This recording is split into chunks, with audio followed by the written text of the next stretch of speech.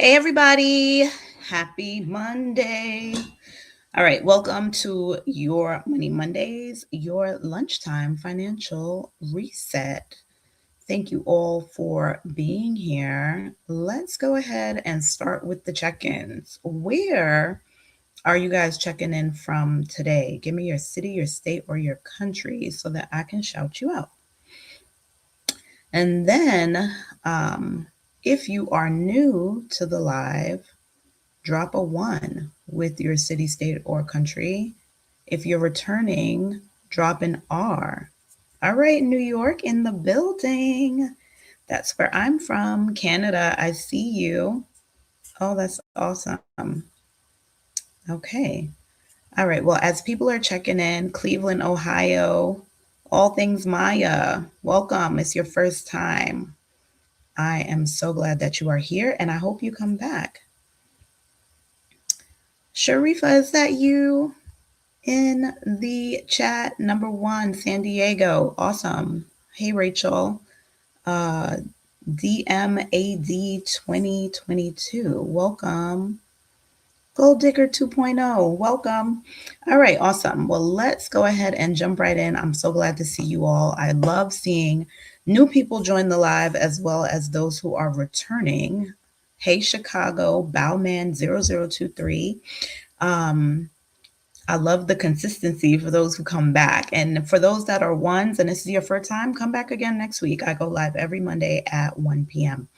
So for those that are returning, you're telling me you're serious. You want to do something different this year, and I'm here for it and with you. So today we're talking about debt. I'm going to answer the top 5 questions I get about debt, the ones that show up in my DMs, my emails, and in my courses. And of course, just in everyday conversations with all of you. And then I'm also going to take your questions live. So if there's something that you've wanted to ask, it can be debt related, debt strategy related, or it can not be related to debt at all. Just drop it in the comments or in the question box in your bottom row, and I'll grab it after I answer these first 5. All right, perfect. So debt is one of the bigger stresses in people's lives today. And it's also one of the most solvable financial problems when you just apply some consistency and strategy. Give me a thumbs up. Those of you who are on Instagram, give me a thumbs up in the chat if you agree that debt is a stressor, but that we have the ability to get rid of it if we buckle down. So today I'm going to challenge you. You can keep living with your debt or you can start knocking your debt down. If you are ready to be the one who finishes the debt payoff, right? Because how many of us start debt payoff and then we don't finish or we end up in more debt? For those who are ready to finish, stick with me. We are going to, one, there is a community I have right here on Instagram. It's called the Knocking Down Debt Crew. And it's a free accountability community that we just every week we meet up and talk about if we paid off any debt. So every week I'm like, did you pay off any debt? I'm challenging you to add an extra 10, 20, 50, $100 onto your debt. And I'm dropping a little bit of like debt strategy in there as well. But that's the first step. If you want to gather with over 1,000 people who are already committed to paying off their debt, that community has paid off in 2024. They paid off $150,000 worth of debt collectively. Last year, they paid about $55,000 off of debt. And this year, we have a big, big goal. We want to get as many people to start paying off their debt consistently every month so that we can hit $250,000 worth of debt paid off this year. If you are interested, it's a free broadcast channel. Just drop the word TKO or the letters TKO in the comments or in the chat if you're watching this on YouTube, and I will send you the link so that you can join us in that free broadcast channel. All right, and I see you guys throwing your thumbs up that you know debt is that thing that you've got and you want to get rid of it in full. All right, so let's talk about the questions. So there's so many people that we know we need a buffer in life, right? We need a starter buffer. And the first question that people always ask is, should I pay off debt or save? And the reality is, none of us are going to be able to just start with a 6 months savings account or 6 months emergency fund. For those that are new, I hate the word emergency fund, so you'll hear me throw that word away. I like the lifestyle adjustment account because an emergency can be subjective to you or me. I may think a last minute trip to Barbados is an emergency, and that may not be for you. So we don't want to make a word to identify our savings that is subjective to how we feel. We want something that is legit. It's your lifestyle replacement account. It's the thing that helps you live and pay your bills if you ever lose your job or get sick and can't work, right? So, should you save first or focus on fully paying off debt? You don't need 6 months worth of savings to start, but you need enough so that if life happens, because it will, that you don't swipe and undo all your progress and end up back in debt. There are a lot of people who tell you to put every single dollar on debt. I am not one of them, because if all you do is put all your money on debt, what happens when the debt runs out, right? What happens when you hit another situation where you need a quick injection of cash and your only option is to then ramp back up debt, right? Debt freedom has to have some stability on the other side. Otherwise, your debt freedom isn't really free, right? You will be very fragile. You will just not be able to sustain if you hit a small emergency, quote unquote. And so that's why I have what I call an only God knows account. It's not my long term 6 months of income replacement for if I ever lose my job or I'm sick. It's a smaller account. I call it only God knows. And it is for that small, I got a flat tire, I need new windshield wipers, and they broke while I was driving. Like the unexpected things that we know are coming that we need to pay for, but we won't but we don't want to use debt to go back into it. So set that up as you're paying off your debt. Start it small. Make your first goal to put $100 into that account. Make your second goal to put $300 into that account. Make your third goal to build it up to $500, and you keep contributing to it. So if you make it, you may say, I can only afford to put $20 in that account every week, or every 2 weeks I could put $50. That's okay. Start there and don't touch it. Put it in that account to the side so that you can build it up until you have $1,000 in your only God knows account. How many of you already have an account like this that's already set to the side with at least $1,000 in it? If you are one of those people, drop a Y for yes in the comments below. If you already have $1,000 to the side for lifing, let me know. If you don't, it's okay. You can start on this paycheck. Start with $20, $25 and continue to add to it until you hit the 1,000. Now, what do you do if you have to use it? Then you keep contributing to it until you build it back up again, right? So it just becomes this consistent account where you're going to put a few dollars to the side, and obviously in proportion to what you can afford. If you can afford to put more to the side, great, but we want to balance debt payoff and this savings so that we don't put ourselves into a financial hole if an unexpected thing comes along. We don't want to rely on our credit cards. We are trying to be smart users of credit so that we're actually using it to build our credit stability and show that we are responsible with money, not using it as a way to offset lifing. Okay. All right. So from that, who's going to start working on their first $100 put to the side?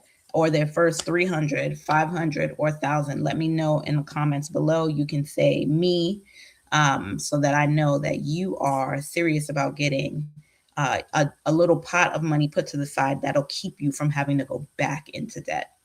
All right, question number 2 that I always get: is the debt snowball better or the avalanche better? Now, these are 2 debt payoff methods.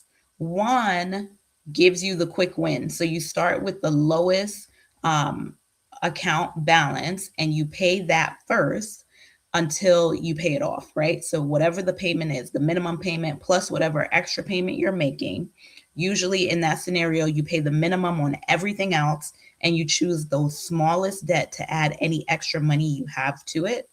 And that helps you blow through those smaller debts faster. So people like that method because we are impatient creatures. And when you're impatient, you want to see results right away.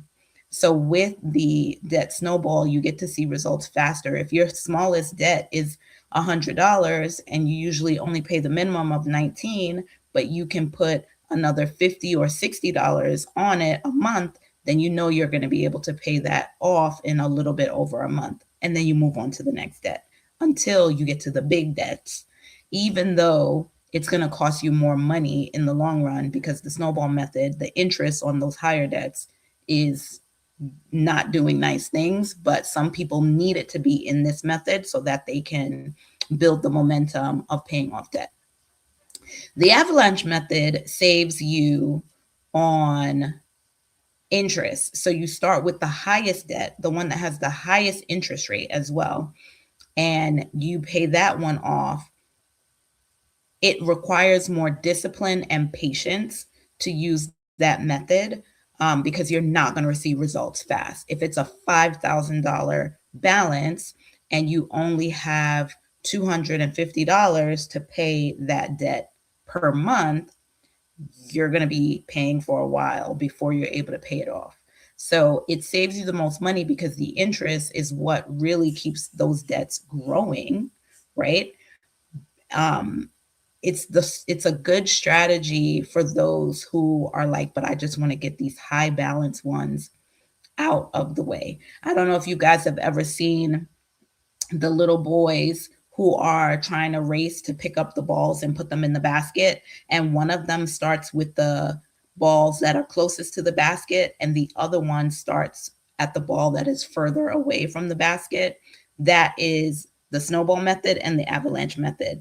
The people who start with the smallest debts are actually going to be paying for longer than if they started with the avalanche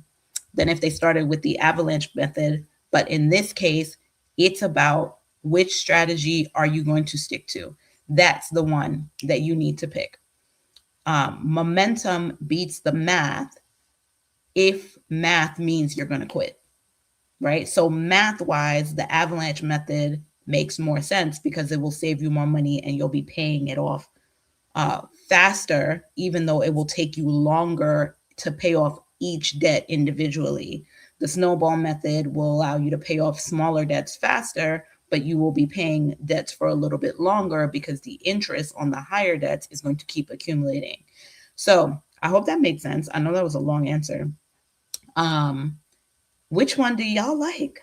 Do you like the snowball method or are you team avalanche? Let me know in the comments. I am actually neither team snowball or team avalanche. There is a third method that is just a time-bound method where I can look at a debt and say, all right, this debt is $500. I want to pay this off in 6 weeks. And then I just pay it off based on the self-imposed deadline I've given myself. And that's a third method, and it works very well because then it's not based on just, I'm going to put an extra $20 on this debt per month until it's done. It's really sacrificially saying, I'm going to adjust my budget so that I can pay this bill off in this time period. Right. So that's a time-bound method. And it's a third method that's not snowball or avalanche. It's just you and the calendar saying, when do I want to pay this off? All right.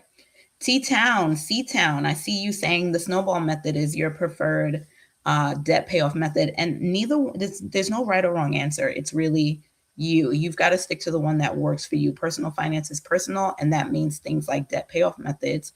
You get to choose. Okay, question number 3. This is one that I get all the time as well.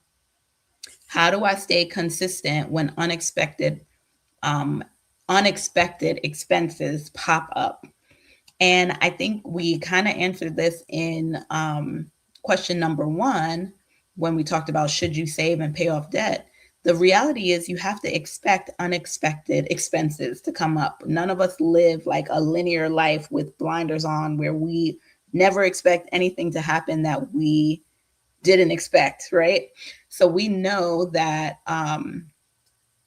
something's going to happen to our car at some point. A tire is going to go bad. You're going to have to replace it. You're going to need something that is not a typical maintenance that you should already be budgeting for someone else. Hello, right?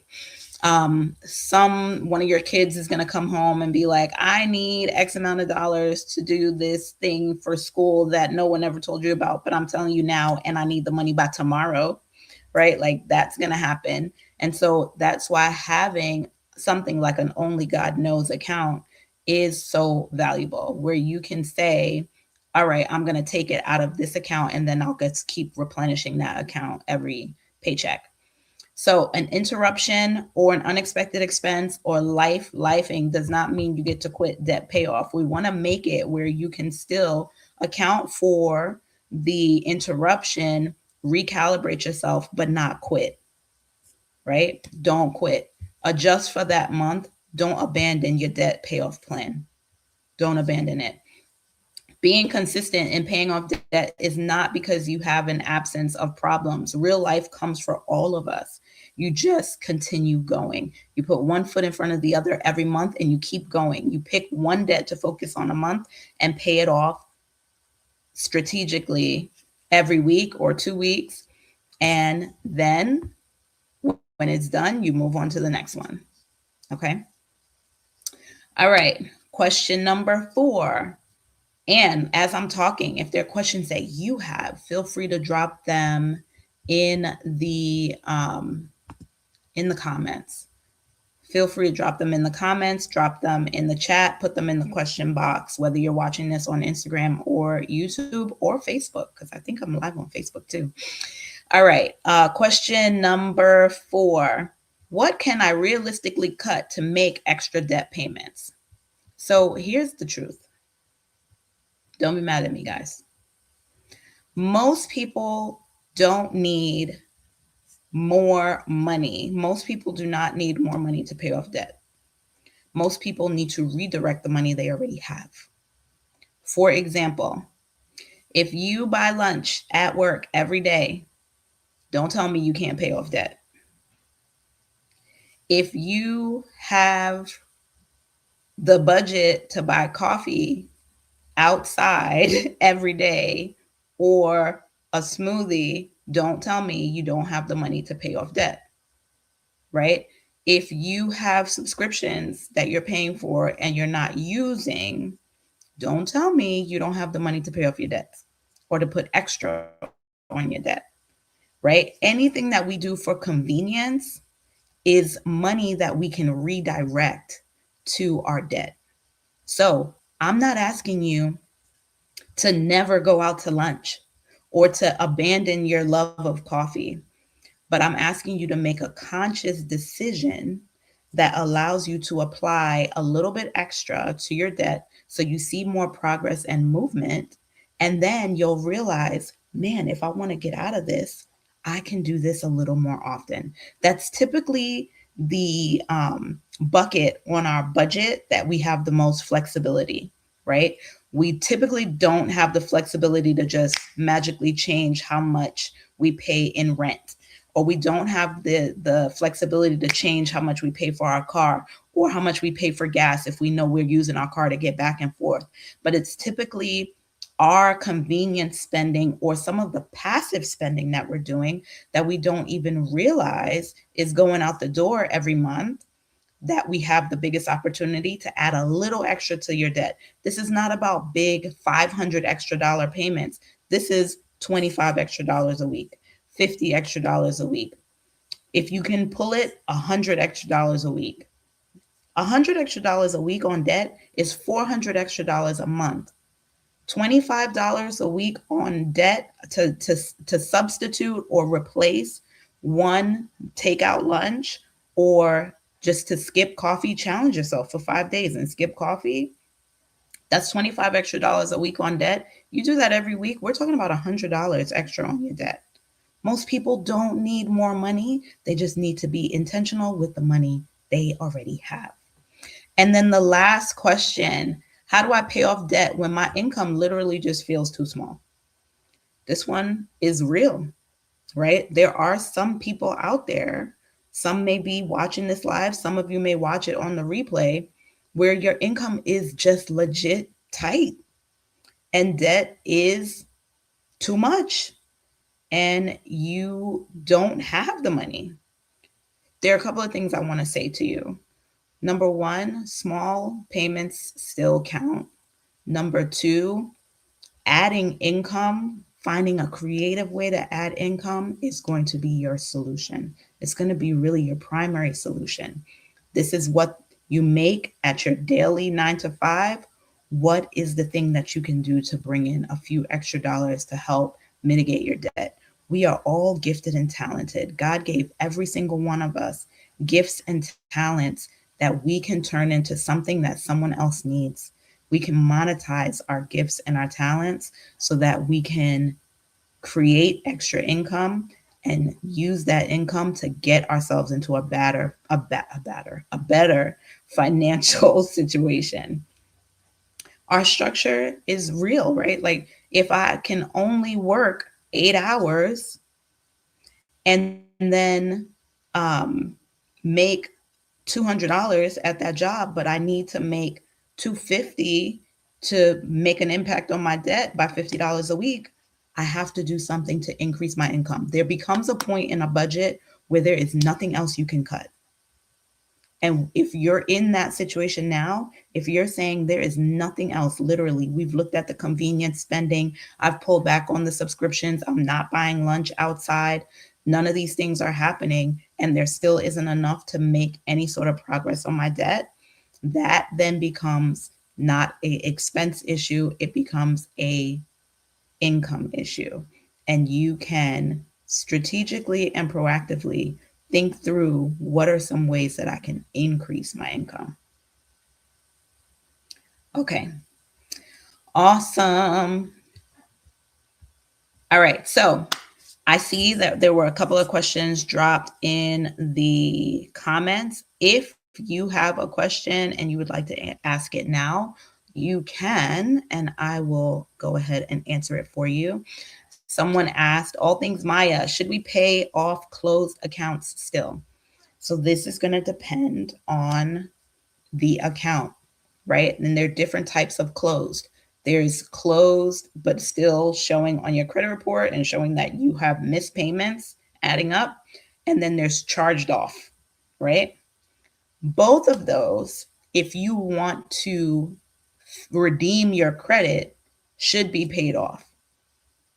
Some of them, sometimes, for example, a charge-off means that the company sold your debt, they wrote it off, right? Sometimes they sell the charge-off to a collection agency, and then you'll start getting those calls about debt from a collection agency. But if a company charges off your debt, it means they wrote it off their books as a bad debt.